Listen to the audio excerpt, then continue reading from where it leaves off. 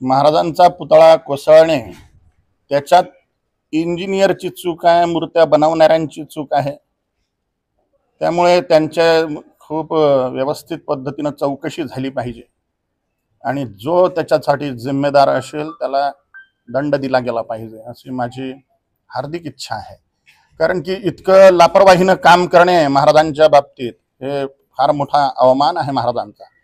पण याच्यात वरिष्ठ मोठ्या नेत्यांचा काहीही दोष नाही, कारण की ते कॉन्ट्रॅक्ट देऊन देतील आणि ते स्वतः मूर्ती बनवणार नाहीत।